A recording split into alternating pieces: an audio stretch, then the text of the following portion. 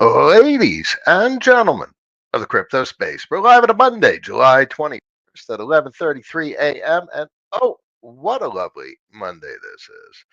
Whole lot of things going on as always. Market looks great in my opinion. We have constructive macro data. We have crypto asset pricing doing lovely things. I mean, frankly, everything is firing on all cylinders, and we know that's in the backdrop of what's going on at the global monetary level and oh, the national debt. But look at the numbers. The numbers are going to print what they're going to print today, no matter what you think about what's going to happen tomorrow. And that's part of the serenity thesis. Things out of your control. This is the only thing that's in your control. So don't worry about the things that are out of your control, at least for today. For today, in my opinion, the three rules are what matter. That is exactly why I continue to live my life around the three rules. That's exactly why I titled the stream today, The Three Rules. And I'll remind you very quickly, very briefly, that the three rules are number one, own more assets. Number two, know when to stop buying assets because maybe that shit's getting too expensive and you don't want to overpay. You don't want to overpay for a house. You don't want to overpay for a car. Why would you overpay for any asset? Okay, does that sound clear? Hope that's very clear. And number three, fuck you, pay me. Asset qualification, most important, they should pay you. When? As often as possible.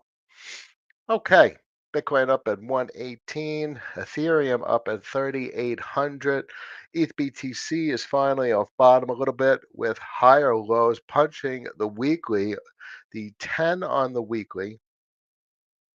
That's a nice start, and that is a decent move. This is the largest move off the bottom since 2020. If you see that, that was a nice rally. That was a nice rally. This was a nice rally, but there was no follow through back in 22. And then it just rolled over since then. So we are currently in the largest structural move for Ethereum versus Bitcoin since December of 20. Guess what happened in 2021? So let's look at Bitcoin. So whether you're top in Bitcoin, you had a double top, both in 2021. I was looking at Bitcoin to see if the first top was still in 2020. It wasn't.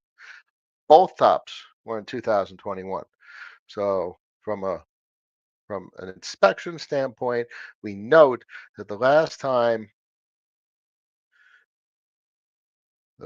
we saw a move like this was at the end of 2020, and that is when Bitcoin still hasn't topped yet. End of 2020. So back to Bitcoin. Bitcoin didn't top until April of 2021. And then it really topped the second time with the breath collapse thing. Collapse thing. The second time around. And that was obviously indicative of lack of strength to go higher from there. So the best is yet to come, at least as it says macro indicators, which we'll get to, at least as it says in Ethereum denominated in Bitcoin, certainly as in Bitcoin dominance. We don't really have Tether dominance up, but we know that thing's off the ground at this point, considering what Ethereum's doing, yet alone ETH beta. So Bitcoin dominance also rolled over below the weekly 10. So we still have moving averages, but could you imagine the rally if Bitcoin dominance falls to 53, the next moving average on the weekly? Still have a little bit of resistance here at 59, a couple percent. That'd be a nice rally from where we are at 60 to 59. So finally heading in the right direction constructively. This clearly back here in December of 2024, where it didn't even interact with the weekly 100, that's a position of strength. That means it's like, what folks talk about where you sweep the lows. And people front run the sweeping of the lows. Like, all right, I'll get a discount if you fall 2% below the weekly 100. Yeah, people front ran it to such a degree that it didn't even interact with weekly 100. So that's an expression of strength. Actually rare, because typically support is an expression of weakness. But when you front run support, that's an expression of strength. Didn't even get a chance to sweep the lows. Um, so this is constructive. Arrow back up to 97. This is such a great chart, ladies and gentlemen. Absolutely stunning chart. Whoever got the bid down here at 28 cents, maybe you got a discounted NFT, maybe you had a flight school that got you 15 cents. That's a hell of a price. All I know is my price was with flight school, I think in the 30s, and I'm content with that. That's 100% off the 15 cents, which I just said.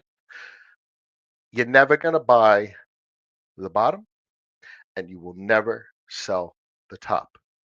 I'm going to buy it as cheap as possible and I'm going to sell it before everyone else sells it at the top. It's not going to happen, which is why my three rules supersede all behavior for simplicity in engaging in these insanely volatile markets. Because that is a sustainable methodology, whereas expecting to buy that 15-cent bottom and miraculously sell that top at $9, $10, it's not going to happen. The expectation is it's not going to happen. So this was a nice addition to the portfolio. Punch of this meaningful level at 80 cents above the 10 on the weekly. This is a brand new asset here. What people don't understand. And this is part of some of the posts I've done on X this morning.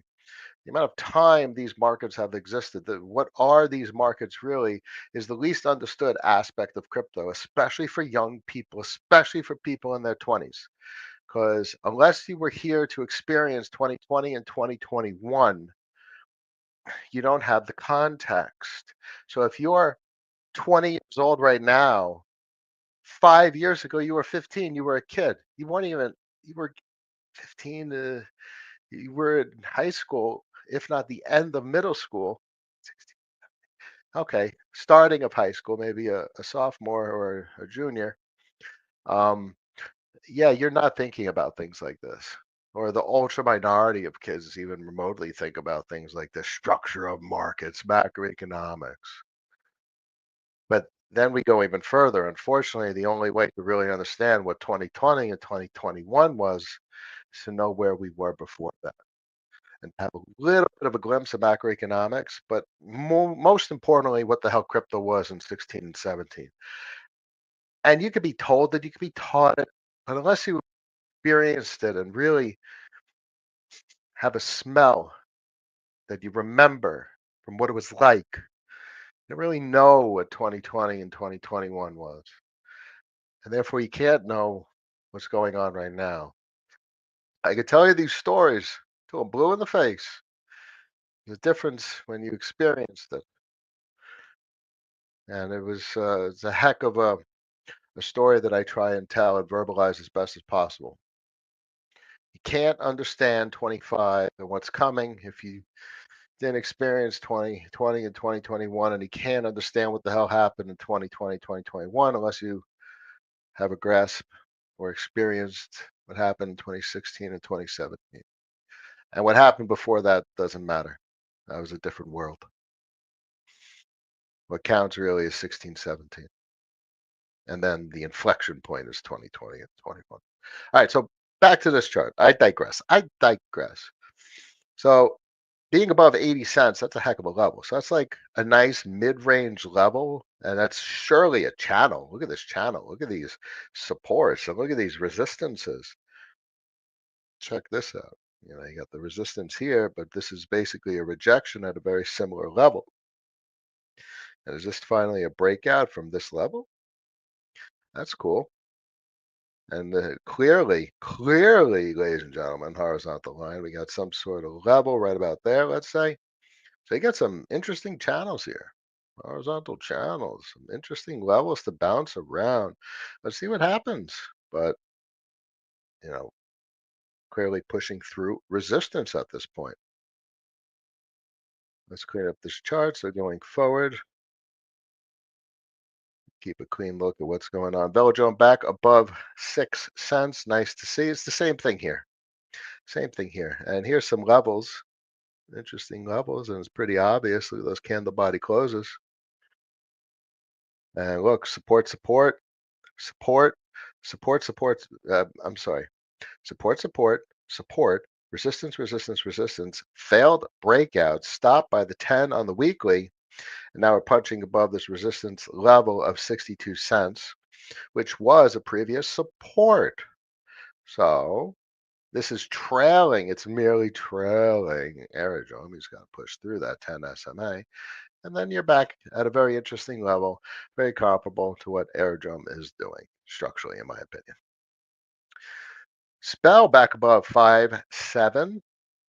That's wild because this is the best pair for VE curve, folks. This is just the pair. Has paid weekly for years at this point. Heck of a product. Still love Abracadabra because people use it. That's the only reason they're paying. They pay because people use it. So that counts. That's meaningful. Total is this is I can look at two charts. We'll look at Ethereum USD and Total 3 right now. Total 3 says nothing has started yet. Nothing has started yet. There's no breakout. That just means that's just going to be exciting when this thing finally breaks 1.13 trillion. This is total market cap excluding Bitcoin and Ethereum. This is basically a meaningful perspective on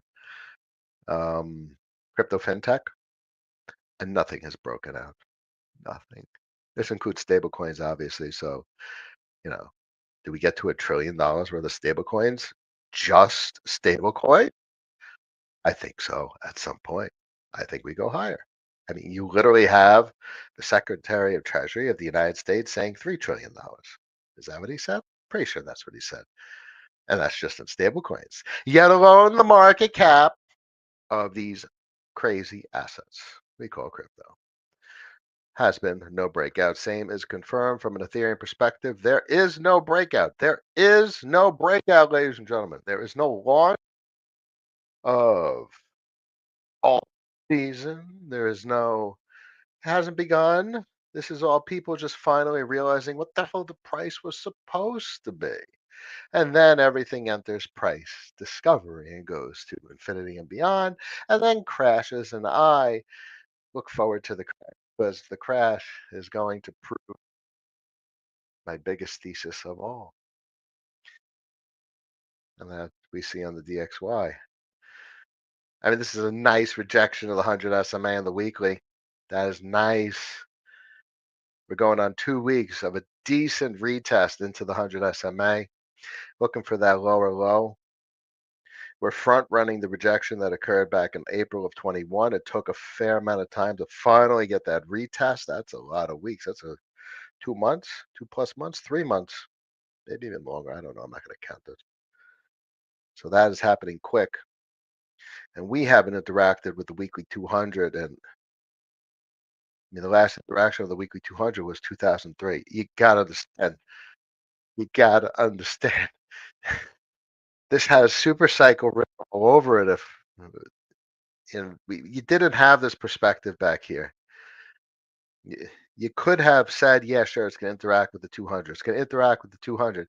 But he didn't have the backdrop of what happened in 2020 with COVID lockdowns and the total fiscal print versus why the damn dollar would come down. The dollar now has to come down to further re-entrench the dollar in global economics. It needs to be cheaper to reinvigorate domestic United States manufacturing to align with administration policy, stated administration policy, and just for the system to actually work. The dollar needs to be cheap relative to other countries for the system to continue to work. What plays out with U.S. debt, that's going to be interesting. It's a bit of uncharted territory.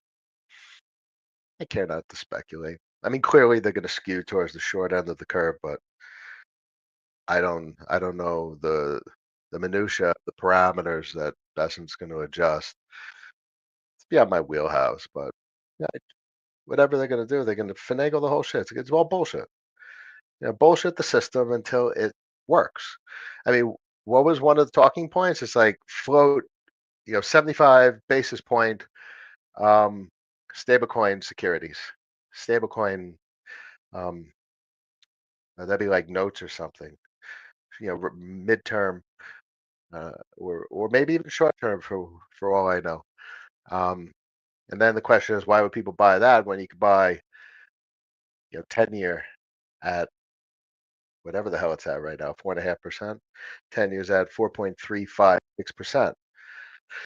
So I don't know, but this is where we're at. We're in uncharted territory. But that is what I think is going to rally the markets really hard, is the United States government needing a way to print a fair amount of debt, and you sell it by issuing stablecoins. People are buying the stablecoins, but they're not really buying the stablecoins. They're buying the debt instrument backing the stablecoin, and it's an automatic Fed deposit or something, and it automatically pays out. So they got stablecoins that are paying that interest rate, and they're fungible just like dollars in a bank. I don't know. This shit's gonna get weird. It's gonna get so weird.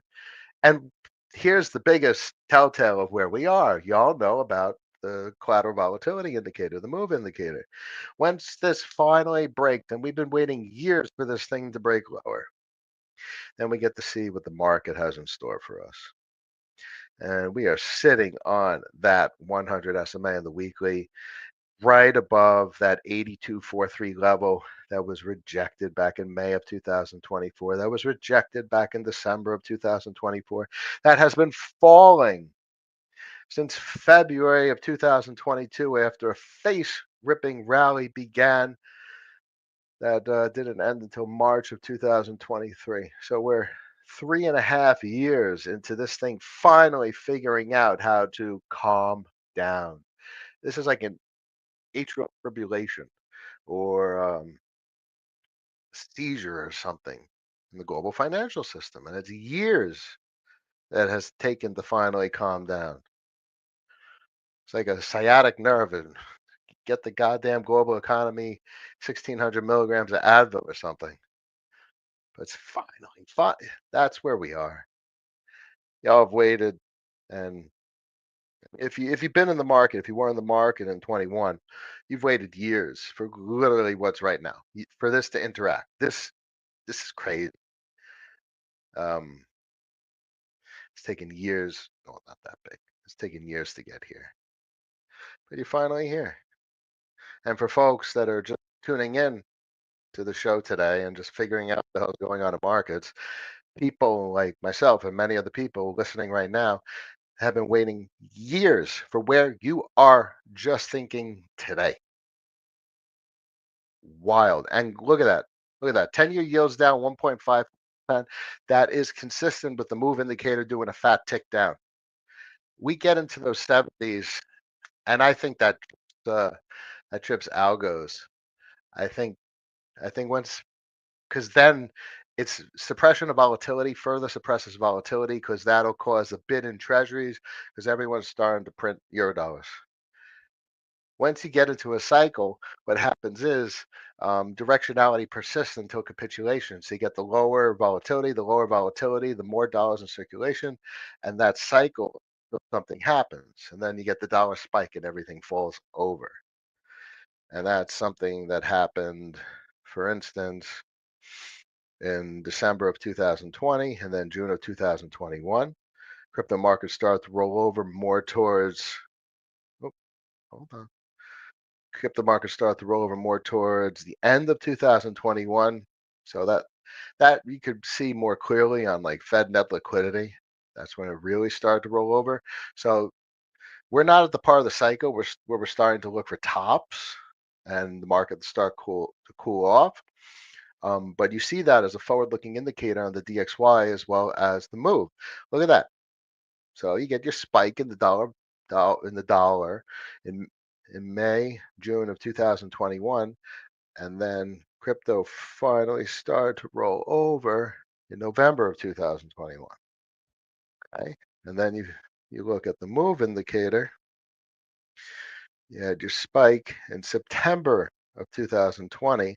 Then the big rip through meaningful MAs as resistance, and then you had your higher low in June, and then another higher low in October.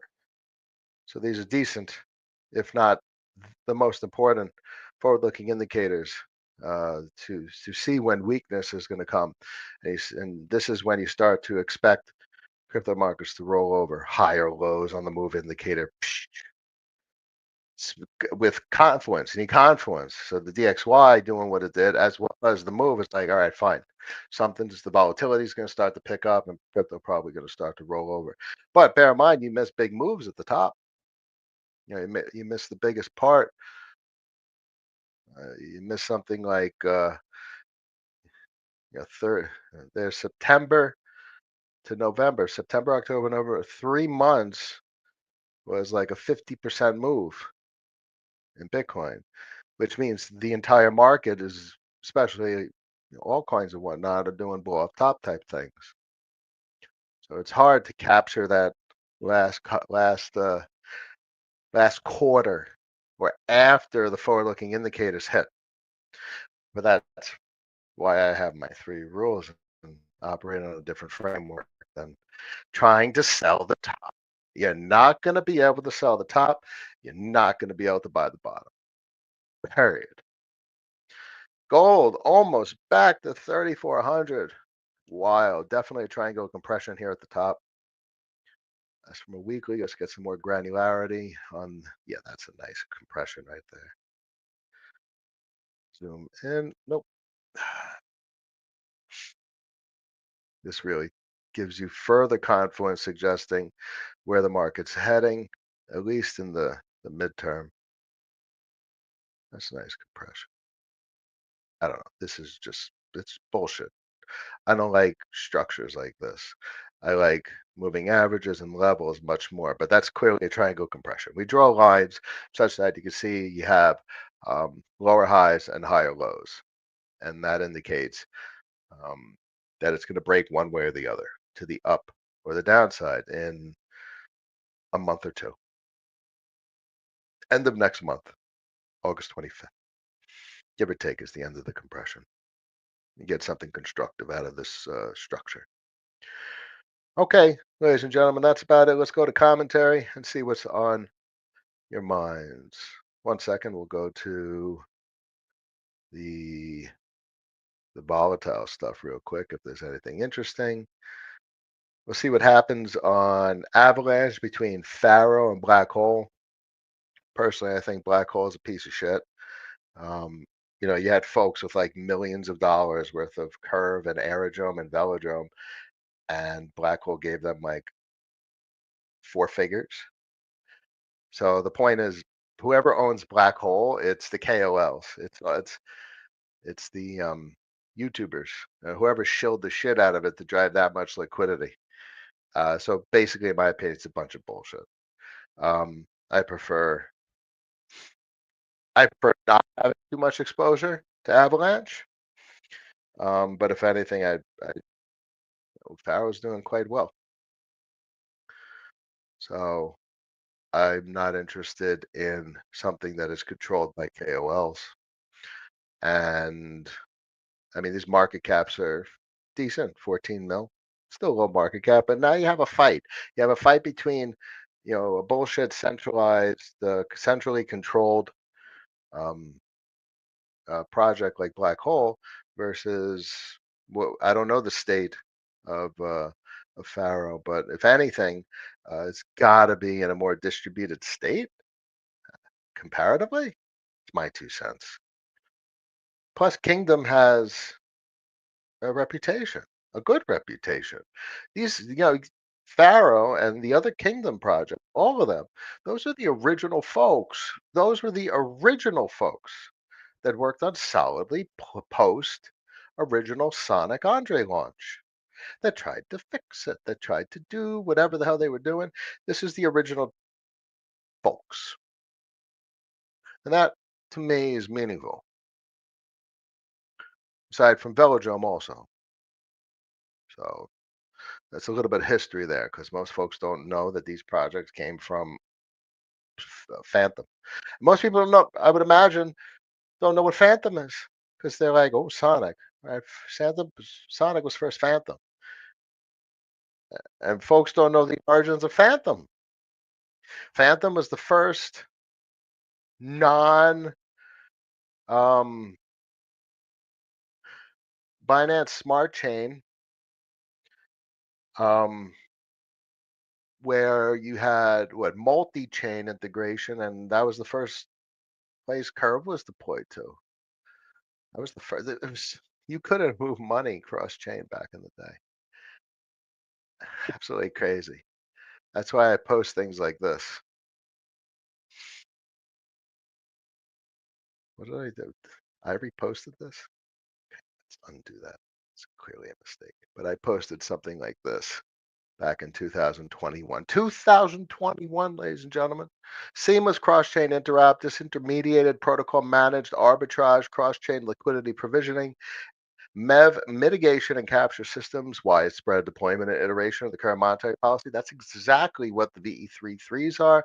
That's what the X33s are with Shadow and whatever's coming on Nile and whatever's probably coming on um, for whatever they're doing with XRAM. Um, it's all curve derivatives. It's literally that that narrative right there. The deployment, dispersion, iteration, improvement, and cash flow above all else. Rule number 3, ladies and gentlemen. Let's do the commentary. Let's see what's going on. Lucian, what's up? Much pleasure. Market finally catching on that ETH is money. That's because there's a lot of treasury companies hitting that bid, and we clearly see how everything's responding with an ETH BTC in the positive today, pushing towards that daily 100. That's a hell of a higher low also. Tape pusher Niles article explains their new X33. X33 is the same as Shadow. Yep. Yeah. Curve locking is the friction of the fall. Yeah. Curve was there was nothing prior to Curve. Folks don't understand it was the first. Or folks should understand and should remember it, hopefully. Do you think Curve can fall behind newer designs? No, because Curve is not just the emissions token.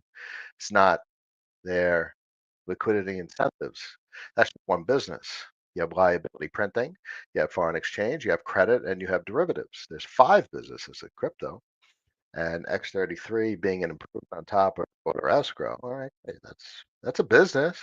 So my expectation generally is both are meaningful as liquidity financing, and plus Nile is on Linnea, whereas Curve's on mainnet. So 2 different networks.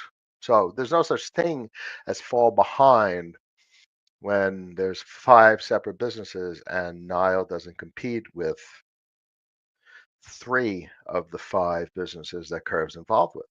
Nile doesn't compete with Curve's credit, its derivatives, or its liability printing at all. Yeah, the Federation is what makes the voter escrow work. Now, other projects have failed at voter escrow because they never had the federation, but Curve has succeeded with the federation because it's the only project with voter escrow that actually achieved the federation. It's because it was you can't duplicate. It's like trying to duplicate what Bitcoin is. It's trying to duplicate what Ethereum is. You can't. You can't duplicate what Curve did because it was an organic manifestation, the notion of a federation that could only emerge organically. And it did. It did. Arrow, good morning. Much pleasure. The advisor, good morning. Good morning. Gabriel, welcome to the EtherX hype train. Yeah, I look forward to it. Let's see what happens. I'm sure it's going to do interesting things with the treasury companies and Linnea and Consensus. I like it, and I'm happy to have exposure to it. Does your wife see these AI girls in the pool? What with the branding? Oh, it's AI. 1, 2, it's marketing and branding, and 3, it's all in. The hook. Good morning. Much pleasure. Tape push. Sure. If stealing 75% ownership from Nile Lockers equals hype train, I think it could be very interesting. I mean, Nile is only going to go so.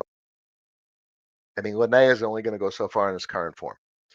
So consensus is obviously thinking of some sort of strategy, whether it's a TGE or it's branding and marketing, and clearly it's maybe significant deployment of liquidity, which will draw in volatility and traders.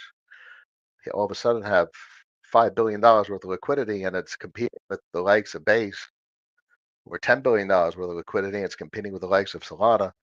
That changes the equation. So then I'm like, cool. I'll take 25% of that company versus whatever the hell I own of Nile currently. So that makes sense to me. Um, I think it's okay. Then we have different definitions. Yeah, well, it's all speculative anyway, what's going to play out. And most of investing is being along for the ride. This is why I talk about investing in terms of exposure. And all I care about is that I have exposure to what is Linnea. And Linnea is a chain of consensus. And I have exposure Arbitrum, and I have exposure to the optimistic superchain, and I have exposure to Base and the Coinbase narrative, and Kraken and the Inc narrative. Okay, so I'm very content as long as they're exposure, because the idea is if we're going to trillions of dollars of stablecoins that the US government has explicitly said they want to, then all of these numbers we're looking at are not what they will be in the future. Simple, simple. Keep it simple. Keep it simple. The hook, I know you've probably spoken about it to great length in the past, but would you mind sharing your thoughts on liquidity of dollar liabilities? I favor Curve the most, CRVUSD, obviously because I have larger exposure to it as compared to liquidity. Both are immutable. The CRVUSD implementation is immutable. The liquidity implementation with both V2 and frankly V1 also are both immutable. I have a high opinion. Therefore, I have CRV, LUSD, and both the V1 liquidity implementation.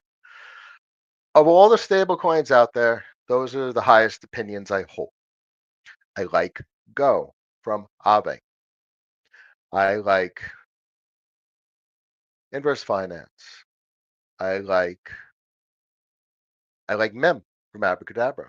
And that would be a great product when degeneracy really kicks off, because magic internet money is a product that people like to use, and they will cater to the degenerates. So Abracadabra I expect to do very well. So my two cents is between Curve and Liquidity, both are reasonable to have exposure to, in whatever quantity you see fit. That's not for me to specify. I know my choices. Everyone must make their own choices. I know the important thing for a stablecoin. It's a variable interest rate. Now, the way Liquidity handles it, they do have a variable interest rate, even though you could set a fixed interest rate.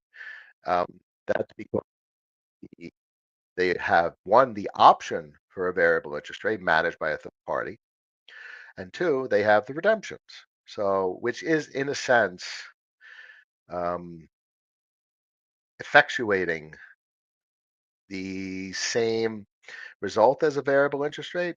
Either the forced purchasing, well, frankly, it's the forced purchasing of either Bold or AUSD or CRVUSD. That's what an interest rate, and that's what Bitcoin needs to do in order to do the most important thing, to manage downside peg. Upside peg is easy.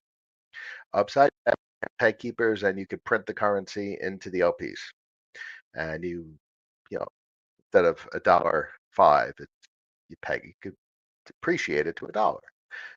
Peg keepers from the upside. Upside peg is easy. Downside peg, you got to force people. You force people to purchase currency by increasing interest rates or threatening redemption. Now, Curve also has its llama model for liquidation. So there's potato between CRVUSD and Bold. It's two different products, different considerations. But both of them I find very interesting. Hope that helps. KD had a similar question. Tape pusher, how can Curve capture future stablecoin pooling as it's not guaranteed? What mode is there? Stablecoin pooling, thinking of foreign exchange. I'm much more interested in dollars. I'm more interested in liability printing. I'm more interested that Curve has an entire vertically integrated stack to support their dollar printing system and financing it and incentivizing liquidity for their dollar liabilities. So folks see Curve for trading. I see it more as a vertically integrated stack of infrastructure and architecture to support their dollar liability regime. Now, clearly, that's most folks look at crypto and they see, ooh, DEX, ooh, exchange. And they're like, ooh, how does one exchange compare to another? Yeah, no, that's just one component, or that's just one of the types of businesses in crypto. Foreign exchange, DEXs, credit, borrowing and lending, derivatives, LSDs, liquid stake derivatives, CVX, CRV, Y, CRV, stuff like that. Liability financing, Footer escrow, V33, X33, and liability printing, Bold, LUSD, CRVUSD, MIM, Frax, Go, SUSD, whatever, Spark, whoever uses that shit still. Old school Maker, what DAI was. I don't know. Some people may use it. So different. Those are different businesses. So that's where people get confused. Hope that helps. Once Arrow breaks through $1, it'll be fun. It's fun right now because we know what's coming and we see what's coming and we've known what's coming and we're prepared for what's coming. So it's fun right now because now as of right now, dude, everything that we were talking about for the past years, for folks, you must know, me and Arrow have been at this game for many years. Dude, we've already been proven right. We were right, but we continue to be right. And it's going to be fun to watch what happens because we were right. That's the deal. Lucian, you were there. A lot of people were here. I'm very proud of you folks. Not easy. Goes low. I can't find the post, but I remember it'll go lower than you think it'll go. At some point, you sell everything that's not nailed down, and I can't find those posts. I've tried to, but it went low, and now it's not going lower. Now it's going higher. Yep, yep. Yams in the house. Cap, you mentioned that you will happily hold for higher lows. Does it mean you won't sell your cash? No, no, not the Bitcoin. I don't hold Ethereum. Surely you'd move it into cash that will outperform. No, probably not.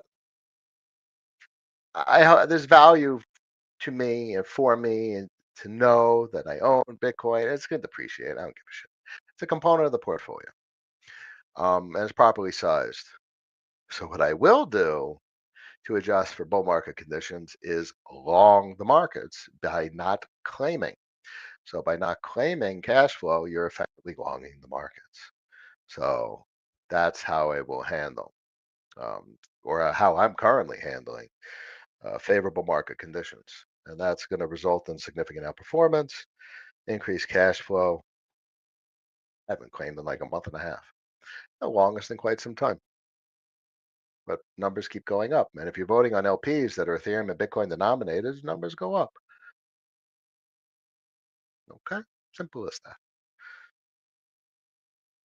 Good question about rebalancing cash. Yeah, um, keep it simple. I don't see a reason to liquidate the Bitcoin. I understand it's going to depreciate, but that's something I want to hold on to because I know I'm not going to buy the bottom. It's not possible. I don't have it in me. I'm not going to sell the top. I'm not going to buy the bottom. And folks out there, you're not going to either. You're gonna say you want to, you're not gonna do it. And nobody does. Therefore, I'm not even gonna try. And I'm gonna stick to my three rules. My three rules are right. My three rules have gotten me 5 years into this capital management structure, 3+ years so far, and what I built with the business management, which we've talked about, which most people didn't really listen to at all because for like 2 years people had to prepare in that regard and nobody did anything. That's anyway, whatever. For few of you folks, you guys know what I'm talking about, the business structure, all the documentation we did. Anywho, um, but that's it. I don't have to try and sell the top. My 2 cents. My 2 cents. Sir Joe, President of the Cat Force, sir. Yes, sir. Connect the dots. So super cycle means quick and shallow bear and back to the boat. My opinion is that. That's generally my expectation. I and my expectation, doesn't mean it's gonna be right. But I think it's gonna be different. And I think the dollar really paints the story. Dollar should always paint the story. It's the currency. It should tell us what the hell to expect to a degree, in my opinion. So I think if we break the 200 to the downside, there's so much reason to think the dollar needs to come down. And we're talking 10, 15 years. And 10, 15 years would be the super cycle if we have lower highs and lower lows. So I don't want to look back in 10, 15 years and be like, I forgot to sell a top or I forgot to buy a bottom. If it's lower highs and lower lows, all you got to do is follow rule number one over the next 15 years and stack cash, some cash flow. That's all you're going to have to do, in my opinion. That's my 2 cents. Yep. Yep. Yep. Which equities tend to perform with a lower dollar? All equities, especially commodities. Emerging markets need to rebalance my retirement fund. Um, yeah, I don't know.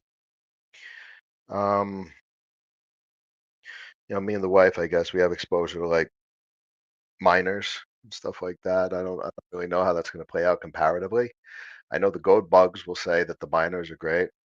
All I know is the gold in like the equities portfolio has done well, and the Bitcoin, and has accounted for like lithium, the lithium price collapse because I am relatively decently sized battery metals uh,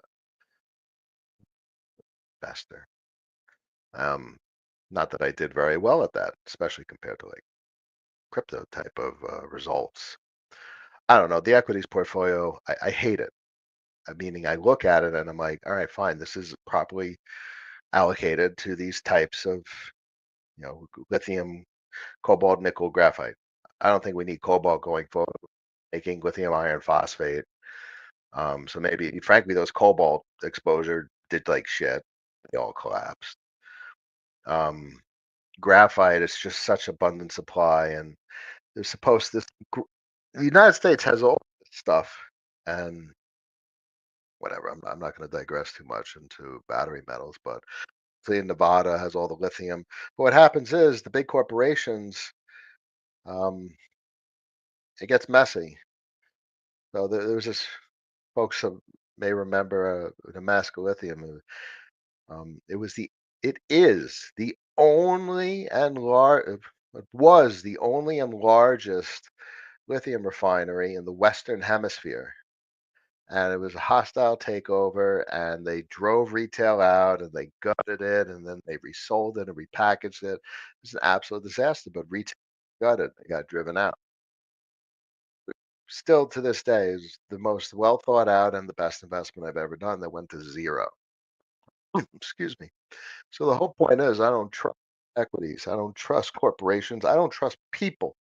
And that is why maybe that Damascus Lithium investment is why exactly I have the opinions and convictions I do about crypto.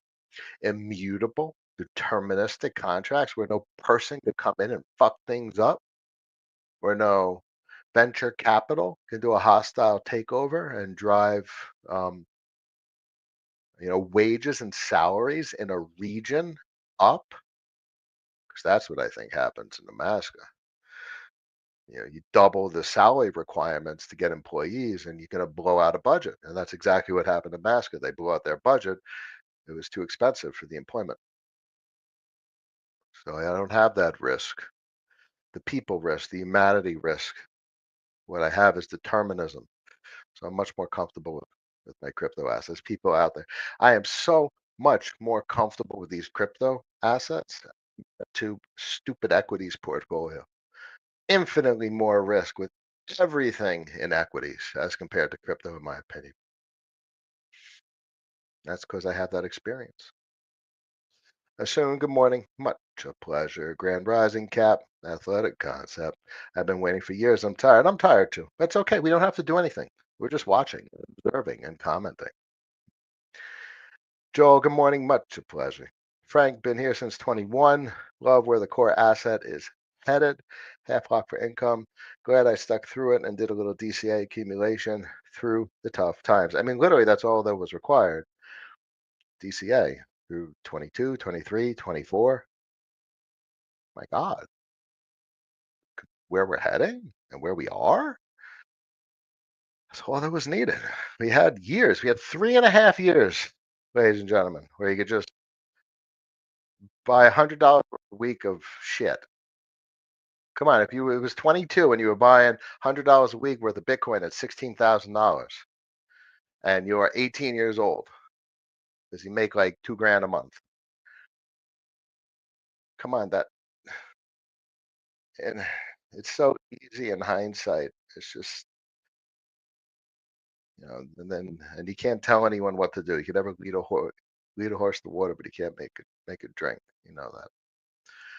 So I have my young cousins. I have an 18-year-old cousin he's letting all this shit go by. He's absolutely he's killing himself on overtime, and I'm like, dude, invest $100 a week, and he never did it. Never. It's been years, and he's never listened to me, and he never will. And you can't help people. You can't force people to drink the water. Thank you for all the streams over the years. Your education has been immensely helpful. It's a pleasure and an honor, friend. Arrow, it's hard not to look around for tops when every time ETH has pumped in the past 2 years, it makes a local top. Of course, it is what it is. That's why I have my three rules. Tops are irrelevant, bottoms are irrelevant. Own more assets. Cash flow, okay, fine. I'm inspecting tops. I'm not even going to try and sell the top of my cash flow. I don't think I'm going to go 3 months without selling. That'd be a long time. At some point, I got to sell my unclaimed stuff. Like for instance, vote market. You can't hold it for 6 months.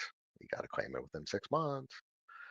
And other stuff you could compound. I mean, Bella's accumulating, Arrow's accumulating, but I don't know. We'll see. Uncharted territory. Not claiming for this period of time. So I don't think new rules will come, but certainly these experiences will be invaluable and the choices that are made or are yet to be made on how things play out with regard to my choices and how I manage things over the next couple months. Be very interesting. And it'll be more interesting heading into 2030 and how we play things next time. Gillis, good morning. FAR has been crushing it, absolutely crushing it because black hole. It's literally like entry level noobs that have no idea what they're buying, where Ellie owns like 80,000% of everything. And I mean, what the fuck? You got people with millions of dollars worth of Curve, Arrow, and Velodrome, and Black Hole gave them 2 grand worth of Black Hole. I mean, what the fuck is that? I mean, look at what Kingdom did. Where who did they give exposure to on Shadow? Who will they give exposure to on Linnea? People that are shown to have the strong hands. Meanwhile, look what they did. Look what that project did. So it's bullshit. Obviously not for the KOLs. Someone's making out with cash flow, but I don't know. It's just even the cash flow stupid. It's not like it's got a lot of fees. There's a lot of bribes and incentives, but the incentives are in bullshit denominations. It's not like you get an ETH BTC as the cash flow. It's just anyway. I'm just maybe it's just salty that I don't have a decent position. I don't know, but clearly I favor foreign and kingdom, and what they've built is much more appealing to me from a neutral type of inspection. Dare I say, ETH beta, anyone looking at the blue chip NFTs? I don't do the NFTs. Uh, of uh, of my NFTs, my favorites are like fast food punks. I love those. Gen one, Gen one fast food punks. I like those. Um, I don't know. I have my Gods Unchained. I've played that game since the beginning, so I have a lot of those. I have all lovely collection of old school cards. I like those NFTs. Um, no pudgies. I don't do those popular NFTs. No crypto punks. It'd been nice to have a crypto punk, at least one from back in the day. I remember seeing them on the market for a couple $100. I also remember them. I remember them vividly at a couple $100, and then I remember them at like 15 grand. Like all of them were 15 grand. Now they're all with the floor price is 150 grand. Anyhow, not gonna lie, I don't get how you can talk about these things. Uh, all of those BSV3. Yeah, yeah. Even Vela Arrow or total BS compared to curve. It's a very true statement in many regards. Now, on the ground, it's important to note that curve doesn't look on optimism. Velodrome is the nexus, the center of attention on optimism. It's not curve. Aerodrome is the center of the universe on base. It's not curve. It's a different ball game with regard to other business components because Velodrome doesn't print life. They don't have credit. They don't really have derivatives. Same thing with Aerodrome. Same thing with Kingdom. They kind of have derivatives built in. There's no credit. There's no liabilities. So it's not the same thing. It's different. It's a different thing. And Curve is the first. It's the Bitcoin of crypto fintech. BS compared to Curve, and to be honest, I am comparable to Curve. Most are BS. I mean, it's not BS because foreign exchange is big business and liquidity financing is a big business. And the biggest requirement for liquidity financing is vested interest. So guess what? On Aerodrome, Coinbase has vested interest. On Inc, Kraken has vested interest. On Linnea, Consensus has vested interest. There's a lot of vested interest going around. And where was Robinhood going? Arbitrum. So there's vested interest going around. That's the biggest thing. So they're big business. They're not the same, but they are big business. Liquidity financing is big business. Hope that helps. I don't think so. Maybe. I look forward to see what plays out. Maybe. How do you manage cross chain? And how do you reconcile the fact that base is an optimistic super chain? So it's not so easy to manage all the branding and stuff like that. It's complicated. Restealing 75%. Would you rather own one? Yeah, that's a good example. They didn't own Nihilockers or anything. Okay, I fall into this camp. This is a reasonable statement that I agree with. I have one thought about money markets. Aave, would you invest in a good one that pays weekly? Uh, no. Mark Zeller, just use Aave. Just use Aave. That's it. Aave is what, the 42nd bank in the United States by deposits? Oh dear. But maybe it is a great investment. I don't know. I don't have an answer for what folks may choose to do. I would say that from a credit perspective, favor um, liability pricing rather than money markets. So I have exposure to Aave as compared to Curve.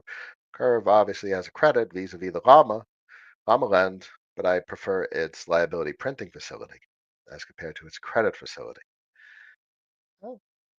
Aave is a great business too. Who said it? I mean, listen, if you had enough money, all you need is, I don't know, decent exposure to any credit facility.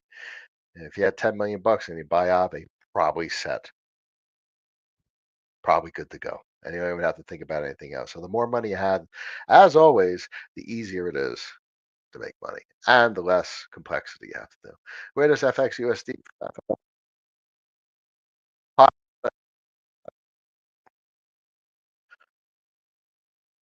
It's nobody gets it. Aladdin is such a strange, misses the marketing. Aladdin misses the marketing. And it'll be what it's going to be. And I'm more happy with my exposure to Aladdin products. Um, I don't know. It, maybe it ranks like folks that understand abracadabra and mim will understand Aladdin and F of FXN and their product suite. Um, you gotta be techie in the know. Otherwise, you're literally just going to Aave and getting, oh, that rhymes. I mean, if you're a little bit techier than Aave and getting good, probably going to Curve or Liquidity. If you're corporate, you may be going to USDF. Was it Spark and Maker and shit like that? So who's the customer? Great product. Greatest tech isn't always the greatest investment. Might be great tech, but how does it compare to the other brands? Because I think that clarification makes sense. Like if you're a big corp, just go to Aave. Just use Aave. If you have a connection, you go to USDS. I don't know. Fuck it. If you got big money, you're just going to Tether. So, who's using FXUSD is, so that's why MIM comes to mind. Inverse finance, stuff like that. My 2 cents. The hook, thank you, Cap. Very welcome. We end up selling the X33, and no, I don't really sell things. And whether it's for better or worse, make a mistake or not, is what it is. Ram with the gradation at some point, as this will be liquid as well when the time comes. Yeah, just like our shadow drop. It's okay. I probably won't. I probably won't. But Galaxy with the IRA, Galaxy's cool. All of them are cool. I like I like that stuff, but I don't buy it. I just like watching it because I know where they came from, and that's cool what they've done and how they've gotten everyone and moved things in the right direction and gotten everyone to change over time. Nobody buys the bottom. Facts. John Stabs, hey Cap, put my arrow roared into tarot for an extra 10%. It's reflected. So if arrow 3x's, I'm up another 30. Yes, it is. Compounding. Adam, I know it's been a while. Took some time out. Much pleasure. Hope everything's well, dude. Really do. Portfolio is looking very healthy, though, and wanted to express my huge thanks for your help in preparing for all this over the years. We have been doing this for years, dude. Good stuff. You've been around for a long time. Great names in here. Yeah, there's a lot of folks that have started early and have seen it through and not made mistakes and just own more assets. And it was really as simple as that. Wonderful if you could elucidate on Cleve. Yeah, it's the one of the most misunderstood assets, part of the Aladdin ecosystem. It seems to control 10% of CVX, but users can't withdraw their CV. No, they can control the voting capacity of what Cleve owns. So temporal voting, not actual control. It's control. It's both. Because when you own Cleve, you also get cash flow. If I can find that. Oh, wrong one. Close. Cleve. Yeah, cash flow and voting power. Yeah, 22% of the money. That's so cool. 22% is nice. It's a massive number. And it controls 10% of Curve. It's the largest owner of Curve. Analytics, people worse. No, let's go to Token Wars and let's go to Convex. Cleaver is the largest owner. Oh no, it's not. C2TP. Pretty damn close, 9.69%. So Cleaver controls 9.69% of Convex, and it's micro cap. So from a voting standpoint, that doesn't make cash flow. So the reason I like it is because, oh look, it updated because it's depreciating because people don't freaking get it. So it pays 31% of the money and gives you your voting power. The value of the voting power might be just prestige at this point, maybe valuable in the future. But 31% is 31% because it's paying 31% because it's paying you in CVX, pure CVX. This is crazy. If I go like this, and it's literally the payout is just convex, CVX. I mean, the only thing better is if I claim this, which I don't because then I'd have to book an accounting entry and I deposit it onto ABC CVX and then I stake it on leave in the farming. Yeah. You can't make this up. It's really a great protocol. Just look, it's nobody understands it.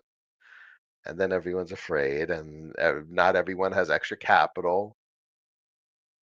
So that's what it is. Got to be one of the most disgustingly underappreciated assets I've ever seen. You go here, crypto, cleave. It's like 300. This has got to be one of the most disgustingly underappreciated assets I've ever seen in my entire life for what it is. It's just great. It doesn't mean people are going to appreciate it. And by appreciation, I mean like, also monetary appreciation. So I don't, there's no guarantee anyone appreciates anything. So it's the same thing. What are you missing? You're not missing anything. You're absolutely right. So both could be true. This is the most disgustingly underappreciated asset possibly I've ever seen. And you might also be missing nothing. Like, why is it underappreciated? Because most people don't understand it. Why do most people not understand it? Because most people don't fucking understand anything. The fact that you're thinking about it clearly shows that you understand it. Whether you make a choice on that's another story. That's your prerogative. But, I understand why people don't understand. The presentation, the popularity, it's just not there. Whatever. It's irrelevant. It's irrelevant because it's paying 31%, pays in pure convex, which means, convex goes to $40 or whatever the hell it goes to. That's cool. Is that it's like $60,000? That'd be weird. That'd be a weird claim. Um, Maybe I just put it in ABC and I stop messing around. ABC CVX, which is over here on the concentrator, which is another one. Nobody gets it. There's $75 million in deposits in concentrator. It pays nothing. That's a bit of an issue. But the fact that there's $75 million worth of deposits is absolutely disgusting in a protocol that no one understands. Anyhow, good stuff, my friend. Lucian, let's say I wanted to add to current position, but already feel priced out. CVX CRV is sitting at 60% discount. There's no rationale that says CVX CRV to be priced at CRV. There's no such thing as a peg. It's a derivative product. It has its price. CVX CRV is priced at what it's priced at based on its interest rate and its relative interest in the market. No such thing as return to peg. It's not the way a derivative works. I wouldn't own CVX CRV. Not a product that I would own. Am I grateful for it? Cool. Yeah. Look how much CRV it sucked out of the market. That's exactly why convex was the critical component of the curve federation. Because people are still locking CVX CRV, and people are still, on stake down, doing their thing over there also. SDCRV. And there's a lot of there's YCRV. Look at all these derivatives that are sucking CRV supply. That's why you got a supply demand. That's why the price action is doing what it's doing because they have a federation. So it's not too rational. But you understand what I mean. Careless, my very young and savvy cousins don't even want to hear it. You'd think the young ones would be more receptive to this. No, they're priced out. They're gone. There's no saving them. I saw it on a TV show the other night. What was it? Oh, end stage capitalism. It's a big thing with the young generation. They all that's everyone gets it. Everyone understands that phrase. You talk to a 16-year-old or an 18-year-old, at least in my neighborhood in Florida, they're like, what if I said what's end stage capitalism? They're like, yeah, bro, end stage capitalism, global corporations. Yeah, they all know about it. They're all YOLO, all of them. None of them are investing. None of that. They're all YOLO right now. That's my 2 cents, my opinion. They don't want to hear it. They don't get it, and it's what it is. What it is. You can lead a horse to water. You can't make them drink. At the next cycle low, I'd like to get a punk. Right? What's the next cycle low going to be for punks though? I don't know. Right now they're what? Buck and a quarter. I think they're a buck and a quarter, give or take. VCRV, VLCBX got Velo airdrop. Did they really? Remember that? Hmm, hmm. Read my BS statement. What are those teams? Who's building those startups? I don't know who was impressed by it. Oh, well, velodrome's immutable. Aerodrome's immutable. So my 2 cents is that's big. And Wagme Alexander was around after solidly V1. Velodrome came right after solidly V1. It was in many regards opportunistically released quickly to capitalize on the solidly V1 mess up. Um, so it turns out that he built something very impressive. Um, the fact that he thought in terms of what is now known as the metadata, where governance assets go to the LPs and get 100% of cash flow transaction fees. Yeah, big narrative in my opinion. Bifurcation of capital flows. My 2 cents. The beginning of your answer about FXUSD was cut. Can you please say it again? Well, FXUSD is the most non-understood product suite, Aladdin suite of products, the entire crypto space. I'm not going to reiterate all that. I'm pretty sure you heard most of my rant about Aladdin, but you guys know about Aladdin. I've talked about Aladdin. Great products. Look, I'm staring at concentrator. Have nice exposure to cleaver. Pays great. Whatever. I don't need exposure to everything. It's my 2 cents. And I would rather my 2 cents. I'd rather have exposure to cleaver, Curve Federation than you know FFN and stuff like that.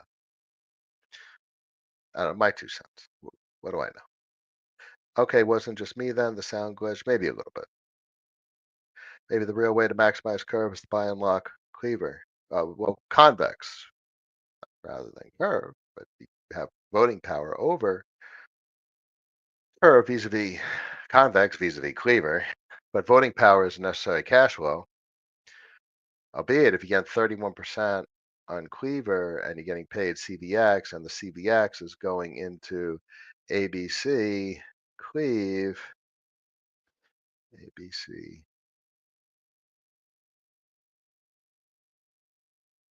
ABC cleave at 23%, and then the ABC, the 23% gets an additional 28 to 35%. All right, maybe you're right. Maybe you're right. Maybe all that voting, because what do you think? ABC CVX is literally auto voting. It's auto ABC CVX is auto voting, and I think they split it. or there's some sort of balance with the um well, no, the furnace. The furnace uses, I don't know how that works, but that's where all the cash flow comes from. It goes from vote rentals, voting with the VLCBX. Certainly, where this comes from, you could buy CBX at a discount. So you buy it at a 10% discount, and then when the cash flow comes in from VLCBX, you're also getting an additional 5%. Oh dear. I mean, this is literally the least understood set of products in all of crypto, dealing with current federation. And Jesus, the percentages. I mean, 30% compounds into 20 plus 20, talking 40, 50% on CVX. And then you could put Cleave CVX because Cleave CVX is paired with ABC CVX. So you could sell your ABC CVX for Cleave CVX and then throw that shit in the furnace. Because look, there's a discount. So you deposit your CVX to get ABC and then uh, I can't. It's just actually pretty incredible what this product suite does. Anyhow. Yeah, I don't see CVX FXN coming close to peg for a while. Yeah, I don't know. A while gives me a lot more to accrue yield compared to CVX. Yeah, there's no peg. Don't. Everyone's got to get that word out of their vocabulary. There's no peg. Those are derivative products. They were never meant to be pegged. They're not designed to be pegged. You know why?